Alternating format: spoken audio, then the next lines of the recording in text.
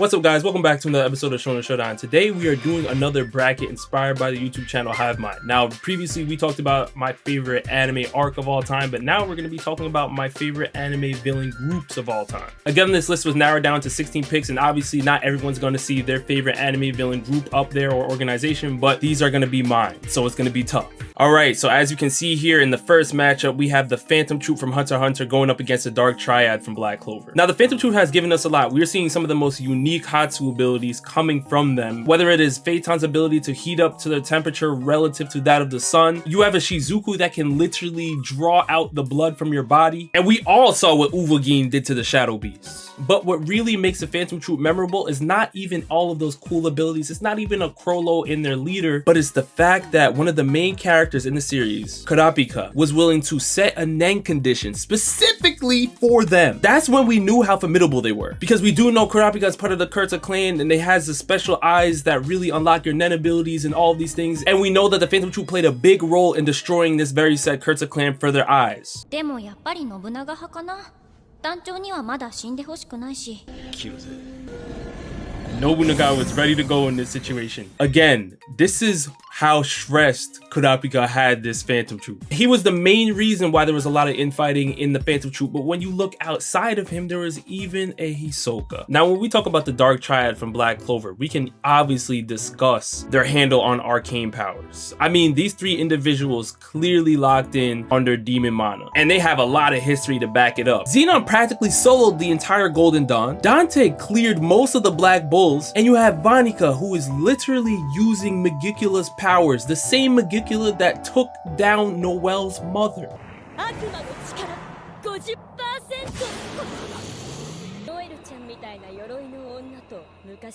Oh my gosh.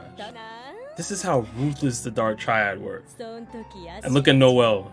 In shambles. That's crazy. To be honest, the Dark Triad was the first time we generally felt fear for everybody in the entire verse. I mean, you obviously had the elves going crazy at one point in time, but the Dark Triad moved differently. They were soloing some of the craziest magic knights we've ever seen. I mean, these are magic knights that were going through time skip training. It did not matter. The Dark Triad were still there going crazy. And it really stressed the need for arcane magic users, which is why Yami's importance and Asa's importance skyrocketed after that. This is a very tough decision for me because I love both of these villain groups. I think that the Phantom Troupe had a little bit more chemistry, but they also had to watch out for Kurapika. The Dark Triad literally looked like they had the Black Clover verse on pause. They stopped the world when they entered in. Because I have to pick one, I think I'm gonna go with the Phantom Troupe. I think their chemistry is just a little bit closer, and I think that the way they look up to a Crollo is somewhat important in a villain group. I mean, in the Dark Triad, all of them pretty much thought they were better than the other ones, so there was no chemistry whatsoever. They found out that Dante got packed up and they didn't even care. That's not happening with the Phantom Troupe. So for me, you know what I gotta do.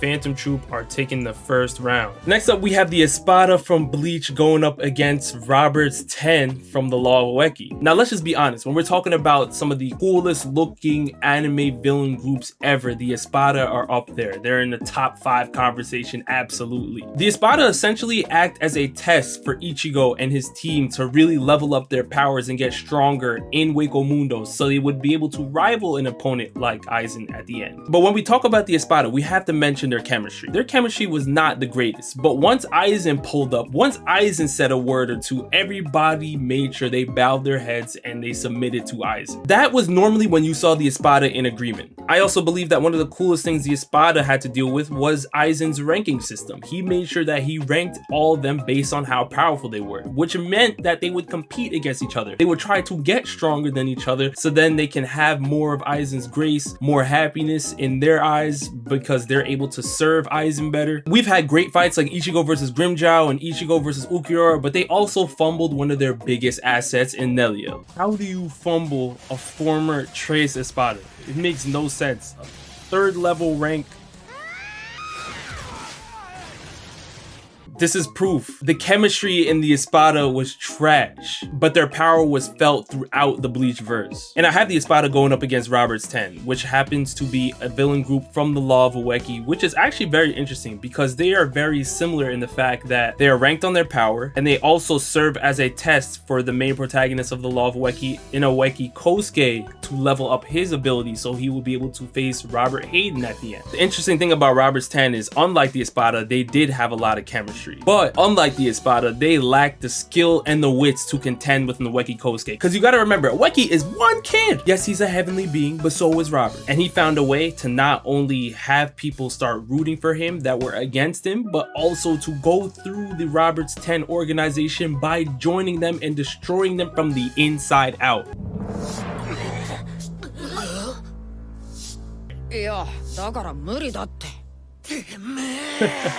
And this is why Ueki's built different.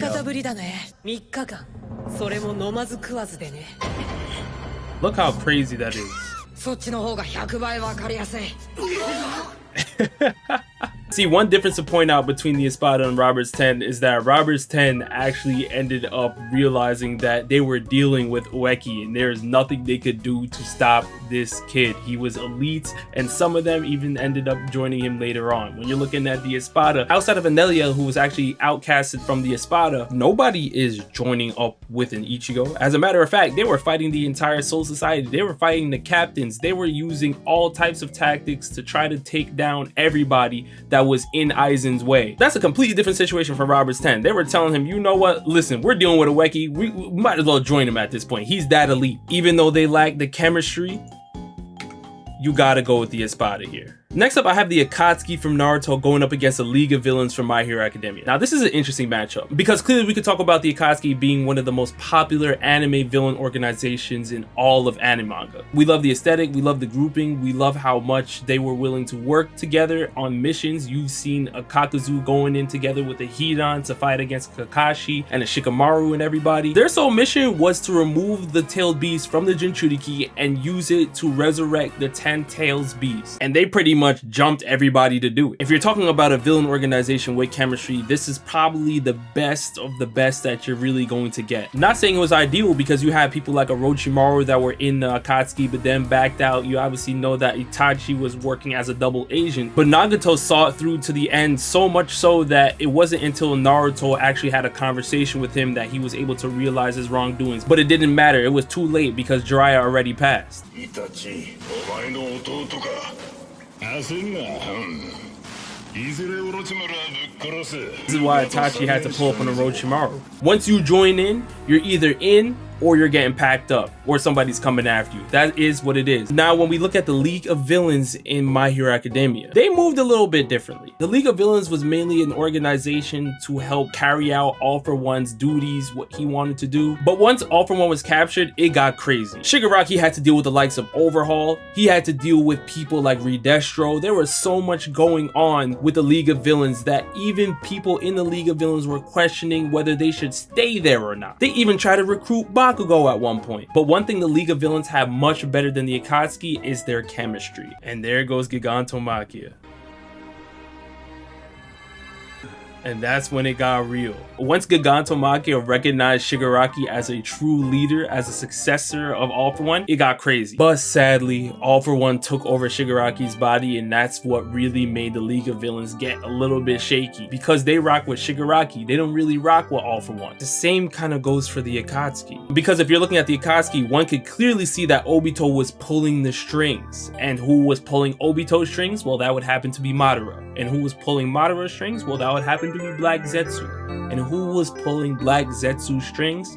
Kaguya. So both of these villain groups clearly have people behind the scenes really controlling what's going on. But at least the Akatsuki were able to accomplish their goal and reawaken in the 10 Tails Beast. But when you're looking at the League of Villains, it was really All For One that was really setting up his goal. There was no real direct goal for the League of Villains once Shigaraki was out of the picture. So for that reason, I gotta go with the Akatsuki from Naruto, y'all. Next up, we have the White-Clad from Fire Force going up against JoJo Part 5's very own Passione. Now, we know the goal of the White-Clad is essentially essentially to capture all the pillars in the Fire Force verse and use their powers to help reawaken the Great Cataclysm. We know what's going on already. But the White-Clad is really one of the most mysterious villain groups that I've seen in a very long time. The whole time they carry out their missions, they're hiding their identities. It's not until later on you understand who a Haumea is, who an Arrow is, or even a Kadon. But they are essentially a cult for the Evangelists. They have no choice but to work together. And when you look at the Special Fire Force companies, you don't know who to trust anymore because the White-Clad have also infiltrated the Fire Force companies as well. The White-Clad even got a hold of Shinra's brother's show.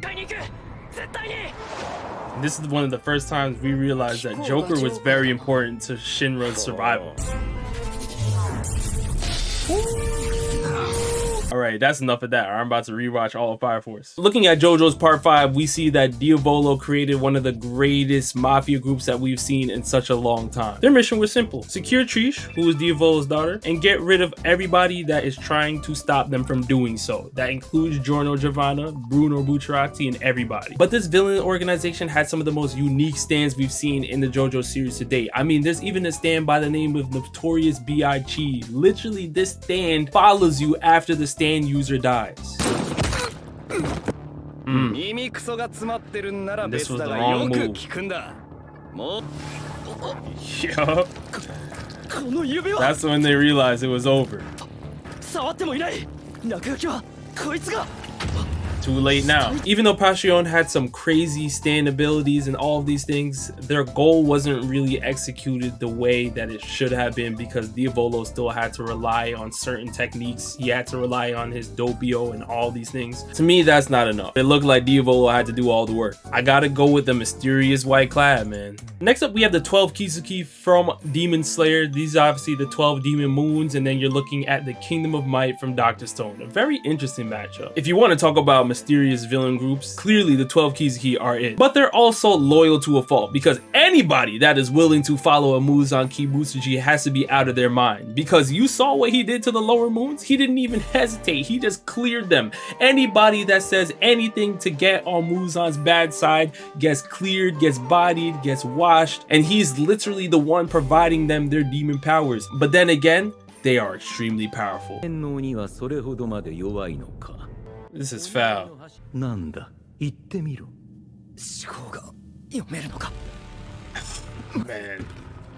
Why follow this man? Yeah, if you're a lower moon, just pack it up. It really is just the Muzan show at that point. When you're looking at the Kingdom of Might, they looked up to a Tsukasa. Tsukasa, like Senku, was a man on a mission, but he did not want to follow the way Senku was trying to handle things. He wanted to take out all of the people that he deemed were unfit to live in his new world. Essentially, he was Light Yagami with hands. And everybody he freed using Senku's method, the Dr. Stone, were all powerful fighters that wanted to follow him. That is until Senku proved that the Kingdom of Science is the better choice.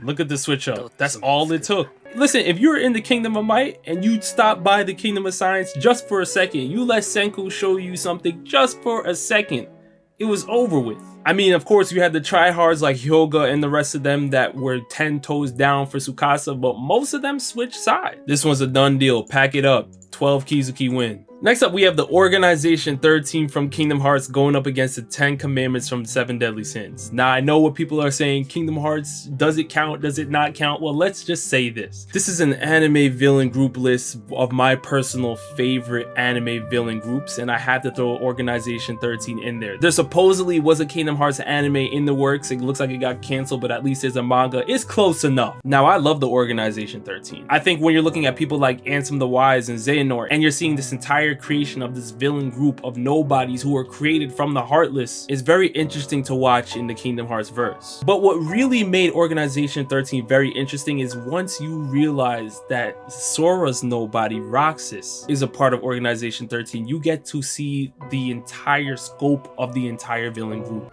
Who am I really? Came to Axel with it. The tough question. I'm special like Shion, I know that. But the organization wanted me out of the picture. Am I right? Yeah. They did. Best See, but friends there's chemistry are going on supposed to be between the honest with Organization each other. 13. Who am I, Axel? Sora's Zenma says nobody. Me and Shion are connected to each other through Sora. I don't even know a Sora. Am I a puppet like Shion? You're different from Shion. Then why do... Finding out the truth doesn't always work out for the best. And that's how you knew the organization was moving shaky. They were so secretive to a fault. In comparison to the 10 Commandments, however, they clearly had thousands of years of chemistry. I mean, you're talking about Monspeed and Dediedi working together, Zeldris and Meliodas being brothers, but they truly just wanted to have Meliodas come back and lead their camp again, because they knew he was the rightful successor of the Demon King's throne. This is when it got real. Everybody is there, all ganging up on Meliodas. What's crazy about this is that both sides were technically holding back. As much as I love the Organization 13, I think they were just matched up with the wrong camp early on in the first round. I gotta see the 10 Commandments keep going in this because their chemistry is just really unmatched. Next up is Team Rocket from Pokemon going up against the Homunculi from Full Metal Alchemist Brotherhood. This is really just a horrible matchup, but we'll talk about Team Rocket just for a little bit here. Whether it is nostalgia or not, we cannot lie that Jesse, James, and Meowth are one of the most consistent villain trios of all time. They showed up almost every time to create havoc, create chaos for Ash and his crew. But let's be honest, let's call it what it is. Their success rate is so bad that people remember them more for getting blasted off. To protect the world from devastation. Here they go.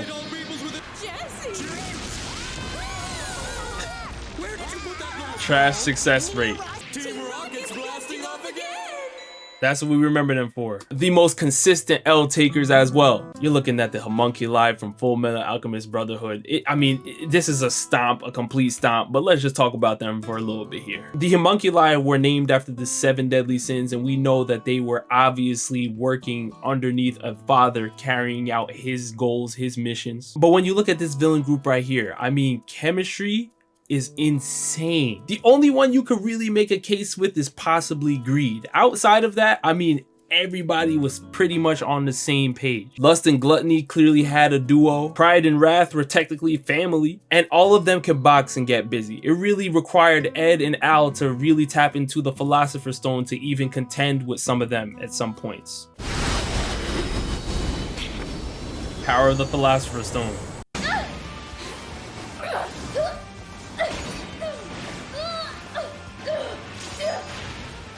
Look at Alphonse going crazy. But again, like I said, this is not even close. Homunculi are definitely going to be taking this one. And to finish out the first round, we have the Frieza Force from Dragon Ball Z going up against the Blackbeard Pirates from One Piece. We love the Frieza Force, but outside of the Ginyu Force, there weren't really that many memorable characters. And that's because Frieza literally scared them all off. Even though Frieza is one of the greatest villains that we've seen in anime history, he is also one of the worst leaders that we've seen in anime history. There was no camaraderie there. There was no friendship there or anything going on. It was Frieza's way or bust. And that's not always going to work, which Frieza found out very quickly in the Namek Saga. Well, it looks like Frieza's out on the town. And we know what Frieza was doing to Vegeta as well, so obviously this is gonna happen. All of the fodder getting stomped. Look at this. This is Frieza's force. This is who he recruited. This is who he picked up. Again, if you're not the Ginyu Force, as far as the Blackbeard pirates go, not only is Blackbeard one of the most deadliest, dangerous pirates in the One Piece verse, but he also picked up some of the craziest people from Impel Down and made them join his crew. Some of these prisoners came from level 6 of Impel Down, literally the highest premium maximum security portion of Impel Down, because it holds some of the strongest characters in the series. We're talking about the likes of Shiryu, Katarina Devon, Sanwan Wolf. Look at Shiryu out here bullying a Gecko Moria. Yeah, I mean, what the Blackbeard Pirates are setting up to do right now, especially after they packed up the remnants of the Whitebeard Pirates in the Payback War, it is a done deal. Pack up the Frieza force. You gotta go with the Blackbeard Pirates, man. No question. Now, obviously, that was a tough first round, but we're going right into the second round. It's only going to get tougher from here on out. We got the Phantom Troupe going up against the Espada. I love the Phantom Troupe, but clearly there was some infighting going on, whether it was Nobunaga or you have a Hisoka or anything like that. And they also had no real answer for Kurapika. The main things that made me put them in the next round were their chemistry and their cool powers, but that's about it. As opposed to the Espada, even though they lacked the chemistry that the Phantom Troupe had, they still bought into Aizen's power ranking system, which kept them in tip-top shape for some top-tier opponents. In my opinion, as tough as this one is, I think I'm gonna have to go with the Espada. They really are a solid villain group. I don't know what else to say. In the next round, we have the Akatsuki going up against the White-Clad. I spoke about the White-Clad being mysterious and that they are very cool, but then again, they are just a cult at the end of the day for the evangelists. The Akatsuki at least had some free thinkers. I mean, not everybody was just bowing down to somebody else's will. Everybody had their own ideas of what they wanted to carry out, but they still kept the ultimate goal in mind of capturing the Jinchuriki. I mean, if we're being honest, we didn't even hear about Fu or Utakata or any of those other people until they already passed away. I think that alone says all we really need to know. 12 Kizuki against the 10 Commandments. This one is so tough. Again, I think the way Muzan has this villain group set up makes them so intriguing because they are formidable, they are scary, they're intimidating. But I think Muzan by himself is even more intimidating than the entire group itself. Outside of a Kokushibo, there's not that many people that Muzan would even listen to them talk, have a conversation or anything. The 10 Commandments were in a different position. They were literally trying their hardest to reawaken the evil Meliodas so then he can come back and take over. And if it were not for the likes of an Escanor or maybe even a Merlin, maybe Meliodas would have actually fallen down that route. It was looking like that. Personally for me, because Muzan makes them look so expendable, I think I'm gonna have to go with the 10 Commandments. We have the Homunculi going up against the Blackbeard Pirates. This is so tough, man.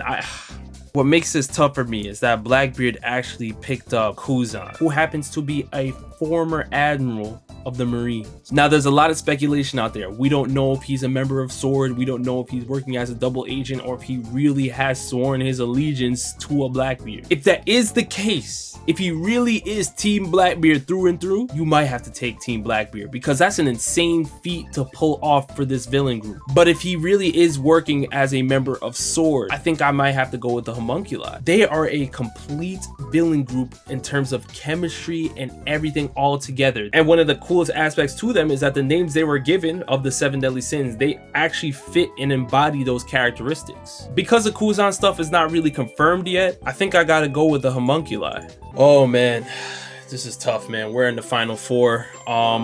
Espada going up against the Akatsuki. You knew this was coming. You knew this was going to happen. And I knew this was going to happen. And I don't know if I have a correct answer here. Now, the main difference between these two villain groups is the chemistry. When you're looking at the Espada, you can see that Anoitra had no problems in betraying Aneliel, just leaving Nelio to die by the wayside. But when you're looking at the Akatsuki, they jumped people. They worked together. Now, the goal they were aiming for, was it really what the collective group wanted? Not really, because it really was something that Madara was wanting and everybody else after that. I think I may have to give the dub to the Akatsuki because they did accomplish their goal, while the Espada clearly did not. But either way, it is very close. Next up, we have the 10 Commandments from 7 Deadly Sins going up against the Homunculi from Full Metal Alchemist Brotherhood. To be honest with you, I think I have to go with the Homunculi. As much as I love the 10 Commandments, they were so discombobulated without Meliodas. They didn't know what was going on. They couldn't control anything. Zell just got his hand on the Demon King's magic, and that was kind of their way out. But even Essarosa's power started to wear off, and he started to realize that he was actually part of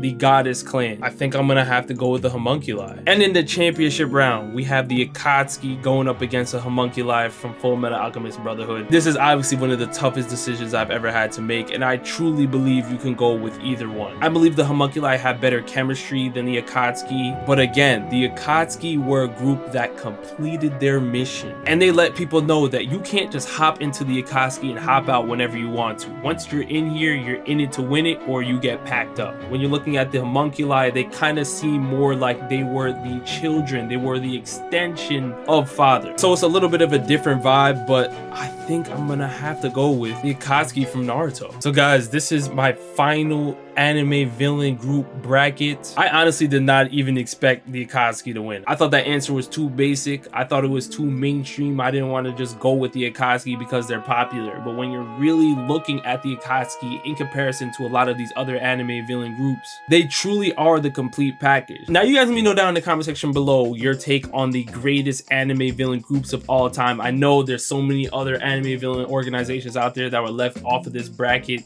Put them down in the comments below. With that, I'll see you guys next time. Peace.